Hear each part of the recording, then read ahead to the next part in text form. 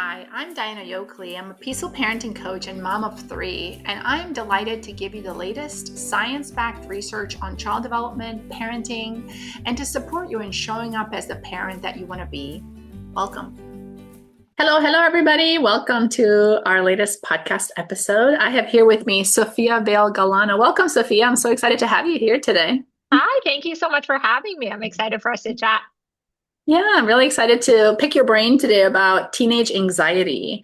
So this is a very good topic for us to cover, I think. As we were mentioning before the call, in this day and age, teenage mental health is something that I'm always, wanting to talk more about, actually. And we're going to talk about that today.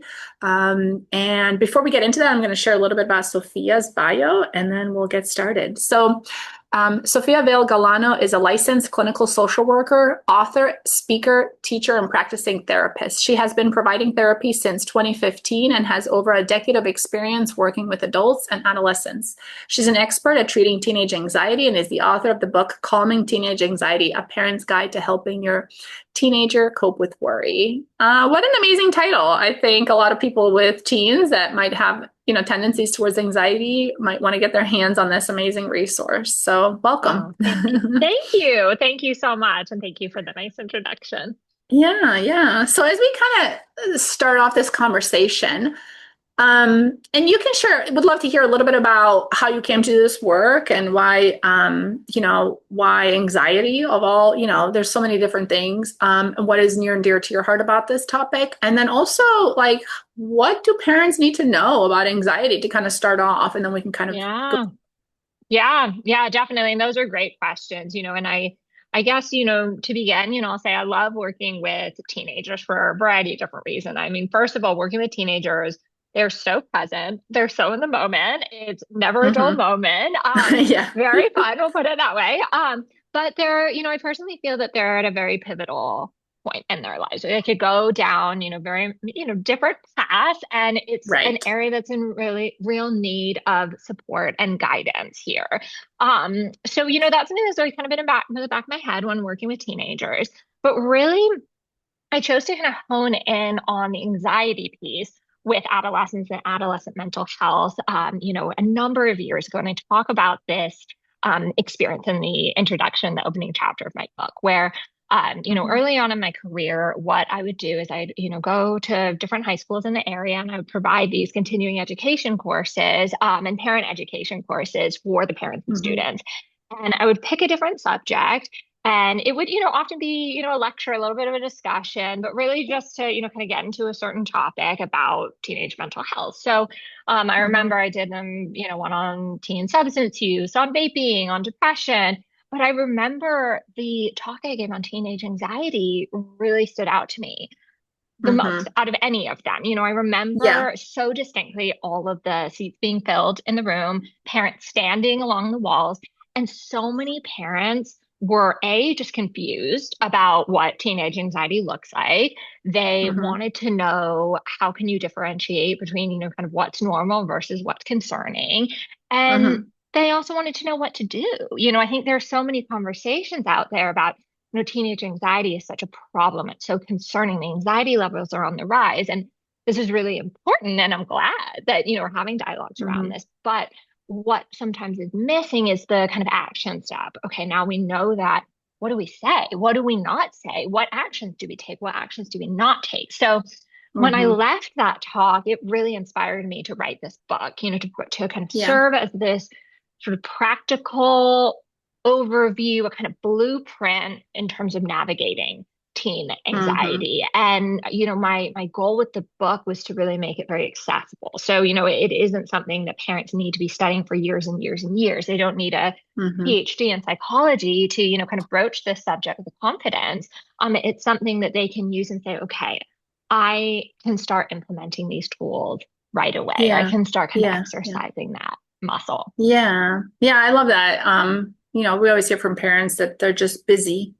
And so something that they can open in, like, in a difficult moment and be like, where can I find some stuff in here, and kind of use it as like a reference guide, I think is very helpful, instead of having to read like 3 chapters of just like neuroscience before you get to Yes. something practical. Yes, absolutely. I come from the stance that, it's important to study, lots of different Right. approaches and, read lots of different books. But, for the sake of my own book, it's exactly what you're saying that, okay, Hmm. parent says, I actually really want let's say, going back to that example of like, is the behavior that my teenagers are presenting, is that normal? Is that concerning? How can I kind of Yeah. differentiate that? Or, I'm really struggling to start a conversation with my teen. What are some like keywords that can help me? And let me reference chapter 5, and that it's specifically listed. Like these are some helpful Yeah.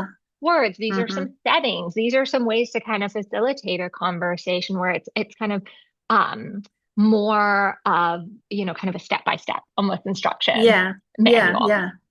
Yeah. Yeah. I love that.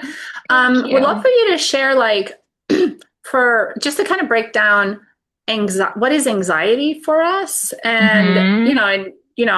just kind of like something that parents can kind of take and run with, and then what are the different types of anxieties that Mm. teenagers generally struggle with? So this is a great question. This is a really good starting point for a lot of parents, and really what I like to begin with is, first of all, approaching this with a lens of compassion and non-judgment. So, I always like to let parents know that if, let's say, they've had a teen where they have, maybe mislabeled a teen's anxiety, overlook it, it's very understandable because this is often not black and white, and it's very complex Yeah. and Yeah. often, it really requires some kind of reading between the lines here. So I want to just put that out there, and Hmm. often what happens is teen anxiety can look very different than, let's say, adult with anxiety. I mean, first of Interesting. all, Yeah. yeah, I mean, first of all, teens, and it sounds like the no-brainer, but always a good reminder is that teens are not expert communicators. So a teen, a 15-year-old most likely is not going to sit down with their parent and say, Mom, Dad, my nervous system is really activated and I could really benefit from some emotional regulation techniques and some coping tools, Yeah. I could really use the support. The teen is going to say, oh, I'm so stressed. I'm so overwhelmed. No one understands me. This sucks. It's going to come across, in a way that, is hard to read. And oftentimes Hmm. parents will say, maybe my teen seems more hostile. My teen seems more combative. My teen seems moody. My teen seems angsty, or even more isolative or more withdrawn. So, um, I really want to emphasize that, that teen Hmm. anxiety can look so different than an adult with an anxiety, and oftentimes, of course, the teen's anxiety, excuse me, might present in the kind of, quote unquote, typical way we might think of anxiety of, panic attacks or, shortness of breath, of course, but it also can present in the examples that I mentioned before, where the teen is isolating, the Hmm. teen's withdrawing, the teen seems more hostile, the teen seems moody. So to keep that in mind, that anxiety often isn't what we might think of as, okay, well, my teen's not anxious because they're not having a panic attack. My teen's not anxious because Hmm. they don't seem nervous. Again, anxiety has many different faces for teens. Interesting. Yeah. Yeah. I'd love to clarify. So I've studied a little bit about polyvagal theory and kind of thinking Mhm. about, we talk about this on the podcast at different times. We talk a lot about different emotions and nervous system states. And as I'm Yes. thinking about like the polyvagal theory as a ladder. And so like when we have well-being, we're at the top of the ladder. I don't know if you're super Yep. familiar. Yeah, you're probably very Hmm. familiar. Okay. And then we go in, and then when we drop our wellness, we go into sympathetic nervous system, which Right. is where I Hmm.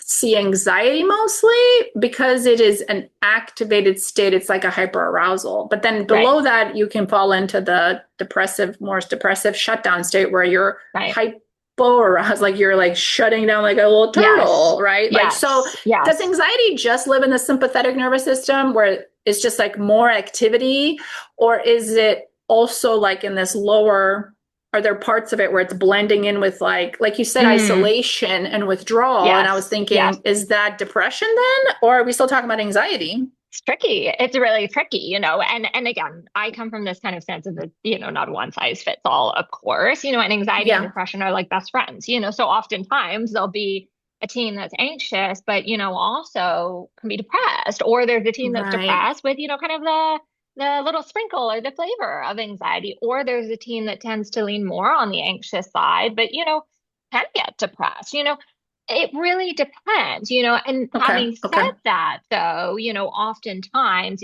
there will be, I'm thinking my private practice where the primary concern is more the anxiety over the depression, but I personally believe that it's all connected here, Right. that it's Right. all kind We of in can the all same go into like family. all the different states. It's just where do they live predominantly, Exactly. right?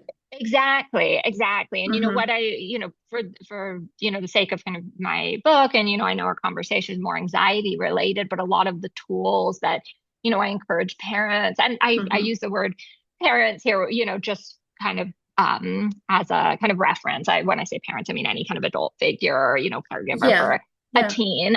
Those tools can be applied to other mental health concerns too. So like when we Okay. talk about how to have effective conversations or, Right. Right. effective communications, like that can be applied in so many different areas. Mm-hmm. When we talk about Yeah. building self-esteem, that of course is going to be immensely helpful with anxiety and also immensely helpful with depression, and Mm-hmm. understanding anxiety of, what are the factors contributing to anxiety. There are many similar factors contributing to teen depression too. So there are a lot of overlaps here, Mm-hmm. and obviously I'm not a medical doctor or psychiatrist, so, I can't speak on kind of the nitty gritty of the, different chemical imbalances that, are contributing Yeah. Yeah. to anxiety versus depression. But, that's another piece for parents to remember too, is that, there are a Mm-hmm. lot of chemical changes going on in adolescence that can greatly contribute to this.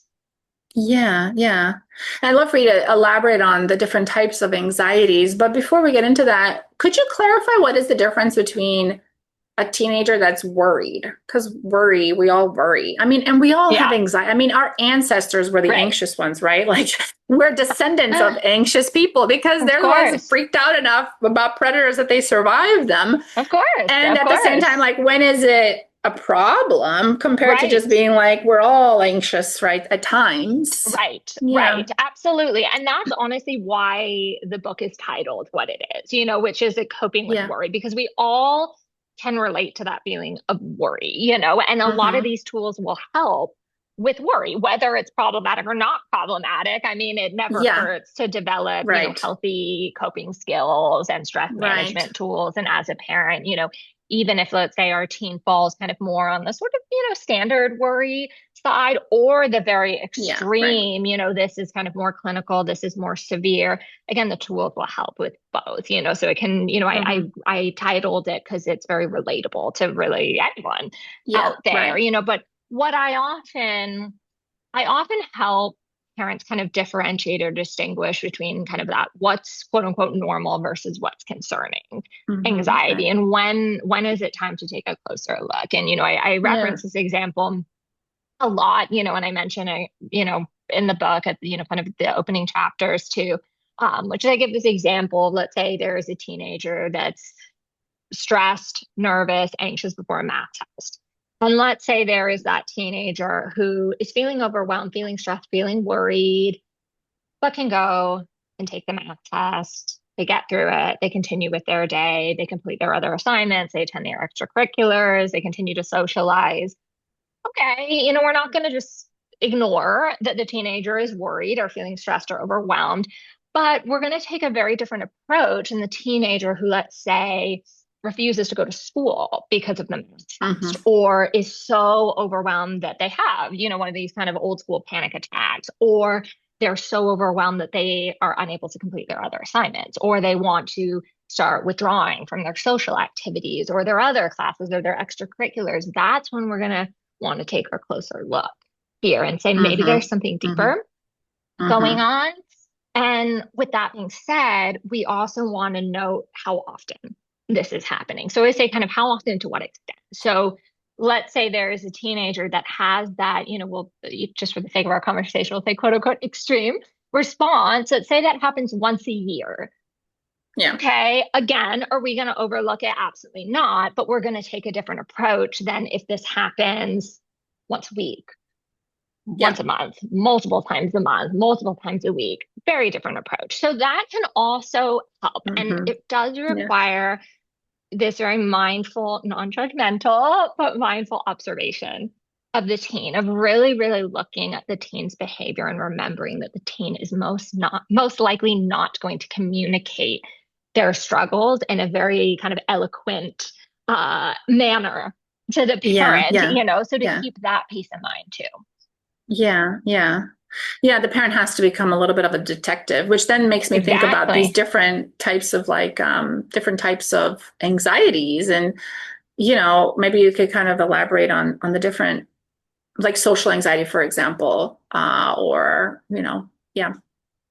Yeah, and I come from the sense that, anxiety is anxiety. So whether a teen Yeah. is anxious socially, but is fine kind of more academically, whether a teen is fine socially, but had more academic or school related anxiety, it's still Hmm. anxiety. So Yeah. oftentimes like what can happen, and I will say this too, and this is maybe I repeat a lot, but there's a reason behind it that, often this comes from very, very caring parents and they don't mean to do this. Well, they'll say, like, well, my teen has social anxiety, but they're a straight A student and, they do really well in school and, they're on all these sports teams and, they give presentations in class and it's fine, but then they're nervous or stressed going to social situations. So is this something that I really should be concerned about? Or is this something that's kind of like, well, they're a teen and being a teenager is awkward and adolescence is kind of like a weird time, so like maybe it's, Yeah. not something I really need to think about. I would say it is something to think about, again, how we want to Hmm. respond to that, but we want to be mindful that, anxiety can manifest in many different ways and different forms. For some people, it's also all encompassing. They're just anxious about everything, like Is school, that general social. anxiety, or that would be Yeah, like the I mean, general? we can call it generalized anxiety. I mean, for the sake of, kind of diagnosing, we as therapists wouldn't diagnose as someone with, social anxiety because that's not in the DSM. There are different types of anxiety, that's a little more kind of clinical, but Yeah. it's really kind of like when we think of where the anxiety manifests, that it's all still anxiety. So the work I do, Hmm. the book I wrote is really applicable to any teenager with Yeah. anxiety, Yeah. regardless of Yeah. kind of the setting which it Hmm. appears. Great. Yeah. Well, that Yeah. makes it easier for parents, I, Right. I Yes. guess, Yes. because Yes. it's like, Yes. okay, let's just deal with this one thing. And so, yeah, would love to ask then, like, how do we deal with this? What Right. are parents supposed to do when they're, Right. when they're dealing with an anxious child? And of course, there's like a time and place probably for professional help, and you can mention Of that. course. But I'm definitely looking for like resources for like what can they do at home, Right. because at home is where they Right. spend most of the time. Right. Yeah. Right. And this is really the nitty gritty of the book Yeah. is, again, obviously we go into detail of what's causing the anxiety, what's behind it, but Yeah. what exactly do we do? And also when do you seek professional help and what might that look Right. like? So we go into that too. I will say, obviously, as a therapist, I'm a little bit biased that I would say any time is a good time for, Right. someone to seek professional help. It's never going to hurt. So, Right. It's never going to for, hurt. Right. yeah, yeah. And So, even if you are like, even if some listeners, their kid already is seeing a therapist for that, what can they be doing at home? And maybe, yes, there's like just kind of like a framework or just like an yes, yes. overarching kind of theme. Yes, Yeah. yes. And what I would recommend, is kind of this overarching theme that kind of Yeah. goes into, it kind of is the foundation for all the other Right. tools of, exactly what words to say, what phrases to say, what not to say, is really to lean on active listening, open-minded curiosity versus fixing and providing solutions. It's that idea of kind of collaborating with the teen, seeking to learn more versus trying to alleviate the problem, and I will Hmm. also note that this is, this is an overview and a generalized statement. So of course, if there's emergency, if there's a teen with Right. suicidal, self-harm, substance use, no, we want to, intervene, we want to fix, we want to provide solutions, of course, Yeah. but just generally speaking, what can happen. And again, very caring, concerned parents, their teen will say, I'm so stressed, I'm feeling overwhelmed. The parent will say, and again, coming from a positive place, well, have you tried meditating? Have you tried going for a walk? How about some deep breathing? And the teen says, oh, like, you don't get it. Like, that's not going to help. And like, kind of storms off. And the parent is like, well, what did I just do? I'm trying to Hmm. help. And, let's be real. Like I always say, those actually are helpful solutions that do Right. help, but Right. the teen doesn't want to hear that in the teen. Instead, what the teen wants to hear is the parent wanting to hear them. The teen wants the parent to be present for them. I would love to hear a little bit more what that's like for you. How do you feel about sharing with me? What is that like? What does that feel like? What have you found helps you? Kind of asking these kind of more open-ended questions and seeking to learn more and working with the team versus Hmm. let me just fix it for you, and that's Yeah. really hard, for parents to do that, understandably so. Of Yeah, yes, for sure. That impulse to just go in and fix because that's what our brains tend to want to do is course, problem solve. And of as course. I'm like listening to you talk about what's most helpful, part of me is wondering, for one, the teen wants agency and autonomy to like Yes, do their own fixing for one, yes, but yes. also when the parent is like, let me fix it for you, the parent is probably adding to the anxiety. To they're sending a Hmm. message that you should be worried because clearly this is a problem and and I'm going to step in and help and do this because Yes. you are under resourced. And in Yeah. my mind it's like this, like anxiety is like you're not resourced enough for what the demands are calling for. Hmm. And when the Yeah. parent jumps in with advice, they're confirming this bias in the child's mind that actually I'm not competent. This thing is going to swallow me and I'm going to drown. Yes. Is Yes. that, would Yes. you, I yeah, agree. speak to I that? agree. I agree. And I say that also, again, not to make any parents listen, any of the listeners who say, oh Yeah. my gosh, I've done that all the time. It's a lost cause. I've completely messed up. No, not at all. Mhm. First of all, even if, parents have done that for years, it's never too Yeah. late. And Right. it's coming from a positive place. And oftentimes when I work Right. with the teens, big part of my work is helping the teens have compassion for their parents, that is the parent's instinct to do that. And it's Right. because they Right. love and care for their child, and the parent Mm-hmm. is also in this, kind of sort of crossroads in their parenting where they sort of have to relearn how to parent. When a teen is younger, I hate to say it, but they kind of need to provide solutions. They need to fix. I always say like when you have a baby and the baby is, hungry, you don't say, let's talk about how you feel about your hunger. Right. Like you give Right. them the bottle, you feed them, they change their diaper. But Right. when we have a teen, it's like they're kind of like half a kid, half an adult. So the parents kind of relearning. And, by not stepping in and intervening, it's actually teaching the teen, okay, I'm going to learn how to do this on my own with support, with guidance. There's still a safety net. Still have someone in my corner. But it Mm-hmm. really helps them build self-esteem and helps build resilience and helps them feel good about themselves. And this is where, Mm-hmm. for parents that really struggle to not fix or not provide solutions, which is again Right. natural, I often remind them that actually using this approach ultimately is fixing and providing a solution to alleviate the anxiety. It's just kind of like the back end approach. Like it's a little more Right. subtle versus, okay, let me immediately intervene here, Yeah. and it's tough. And this is where I, encourage parents too to make sure that they have their own forms of support because it's hard to sit back and wait for this kind of gradual, slow change and say, well, my kid is really Mm-hmm. struggling. Like, I want to do something. I don't want to just sit here and like have a conversation about it, So it's helpful for parents to make sure that they have their own outlets and their own support. Yeah. And what would you say, like, when you hear from these teenagers, what happens when their parents starts to just listen and get curious? What do they say happens for them? As like, if parents can hear that, Yeah. maybe it's motivating. Oh, yes. Well, first of all, I will say that the teens notice it.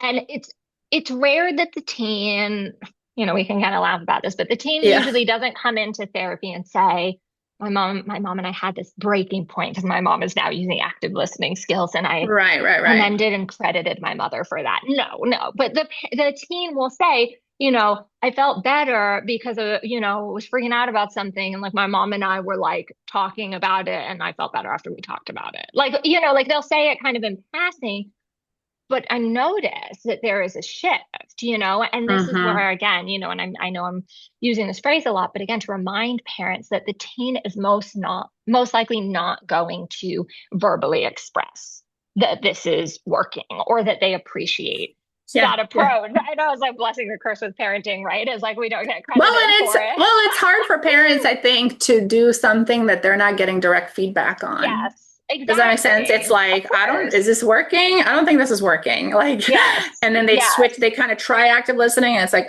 okay, maybe this isn't working. Let me switch gears. So I was kind of Yes. wondering, like, what are those cues Yes. that the child is giving back that they don't read as like feedback, but actually is feedback?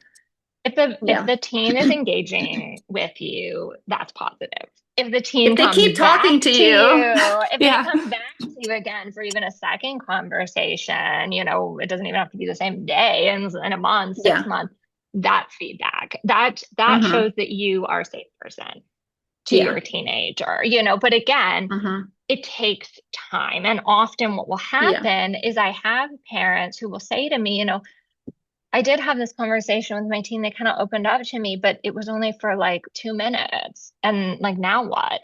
You know, for a teenager, that's a big deal. Even a 2-minute conversation means something. Even a 5-minute conversation means something. We have to remind ourselves that we are talking to a teenager here, not an adult here. Yeah. They Yeah. operate very, very in a very different manner here. So for also Yeah. parents to, not get discouraged if it feels short, if they're kind of these small windows of opportunity, but to the teen, they're not small.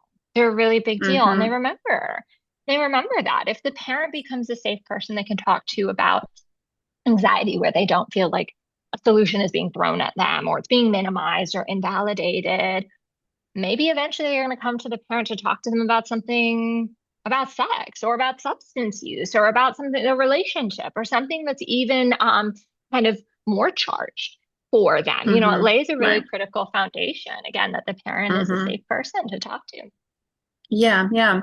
And then in terms of like what they can do to self-soothe or coping mechanisms, my guess is then when the parent's able to listen with compassion and curiosity, Hmm. then the child starts to come up with, especially if the parent can also ask questions, which is part of the curiosity, Yes. like, then I wonder what worked for you, what works then. Like then the Yes. teenager would start to come up with their own solutions. Is that right? Exactly. And kind of trying out Exactly. different like things that might work. Exactly. Exactly. 100%. I mean, Okay. think of even if we reference that example of the parent wanting to say like, well, have you tried going for a walk? And the teen's like, yeah, that doesn't work. Or like not, just kind of throwing out solutions versus like, let's talk about it. How does it feel for you? What has it been like? What do you feel has helped so far? What hasn't helped? What do you think might make you feel better? Have you noticed settings where it feels a little more regulated? Get them thinking, and if, let's say, the teen is really just stuck and it's like, I don't know, Yeah. nothing, nothing, nothing, and the parent really thinks like, I know my teen loves being outside. I know that about them. I know that like just getting out of the house does wonders for them. This is where Yeah. the parent can even say, what do you think it would feel like for you? When you're feeling that way, to just like even go outside, change of scenery, like, let's go for a walk or something, versus like going for a walk is going to downregulate your nervous system Yeah. and move you into this different arousal state, of kind of keeping it simple, keeping it real, but allowing the teen to kind of decide for themselves. Hmm. And again, Yeah, I obviously guess go that's into like more really, specific. Yeah. yeah, I guess that's really the big takeaway, the big difference between parenting younger children and teens is that autonomy is so strong. And even Yes. when they're having a hard time, we need to balance that, giving them support, with our brain, with just letting them feel like they can support themselves partially. And Yes. Yes. timing it, like letting them go first. And then, like you said, if they get stuck, then we can offer like something that works for me is this, or have you Yeah. considered, I wonder, kind of like Yes. Yes. like you're kind of getting curious together. Yes. It's almost Exactly. more helpful to like not be an expert, Of because course. the Yeah. less that you would technically know about it, the better, because then you're co-exploring. Absolutely, absolutely. And again, go into very specific, concrete examples in Yeah. the book of, not only just the phrases and words, but certain settings, certain Yeah. subjects, but really again of I think you hit the nail on the head is like also like getting on the teen level versus like I know what's best. And even if you do as a parent, Right. even if you Right. do, we just Yeah. want to remember that it's actually very helpful for the teen to feel like you're on their level and you're not Yeah. bossing them about, or that you're not Yeah. Yeah. judging them, or you're not a teacher telling them, what to do, but we want to provide, again, a safety net, a support. We don't want to just be Mm-hmm. like, oh, you're nervous, you'll figure it out. You know what I mean? Like we want to kind of find somewhere in the middle here. Mm-hmm. Mm-hmm. Yeah, yeah, I love that. And like you said, for the parents that are like, but I want to just help, that is helping. That's the most helpful Yes. thing you can do to start. Actually, that's Yes. what a therapist would do probably, is to build that bridge Exactly. first. Exactly. Yeah. Exactly. Yeah. And again, I will say that course, there's going to be a time, where it is appropriate to intervene. If a teen is really, really struggling and saying like, "Mom, Dad, I really need some support," or I want to go to a Yeah. therapist or something. Yeah, of course, we're going to go to the solution mode here. We're going to take kind of a Yeah. faster kind of action here. But again, just generally speaking, it's almost like not coming in hot. Like just kind of going in with that kind of curious mentality. Well, and also like when you come in hot, you're technically in sympathetic nervous system, which you're just as anxious probably as they are about it, which doesn't help. Yeah. But And we if you talk about switch a up lot your, that. Yeah. Yes. yeah, Yes. And yeah, that's a big thing that we get into in in my the book book. too. Yeah, is for when we could have an entire different conversation on this whole Yeah. separate How conversation it's and an stuff. But ecosystem of like, we're just, yeah, yeah, exactly. And particularly if you have a teen that's really closed off and, not receptive to feedback, this is where it's even more important for a parent to, mindfully, non-judgmentally, compassionately do some introspection into their own anxiety, their own stresses. I mean, it's helpful for every parent to be doing that. I mean, I think, for every individual, whether you're a parent or not, that's helpful. yeah, yeah, But obviously there's, yeah. we go more into that, but particularly if there is a teen that's very, very closed off. Hmm. I have so many more questions. I want to ask this one question because it's really burning on the tip of my tongue. Yeah. And then we can wrap up. But there's so many other things that we could talk about, and I know people find a lot of that in the book. So I'm encouraging people to get access to that. But I wanted to ask, when a teenager really does need to see a therapist, how do you get a Hmm. teenager into therapy?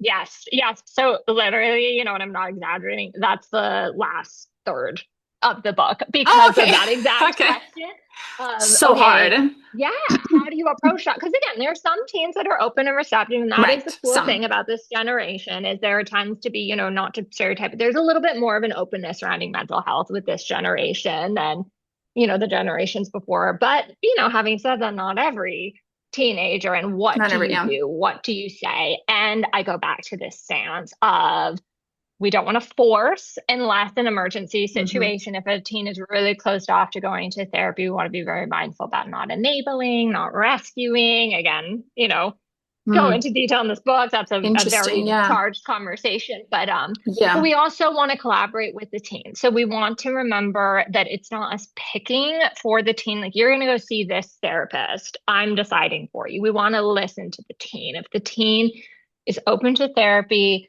talk to the teen about what might feel best for them. Do they want to see someone in person? Do they want to see someone virtual? Do they want to see someone of the same gender as them? Do they want to see someone, who's kind of on the younger side?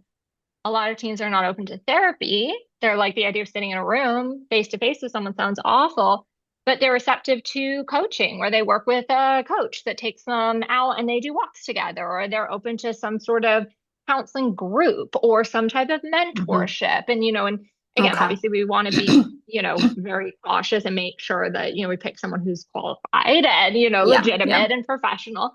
But we want to remember that it's not a one size fits all for a teen.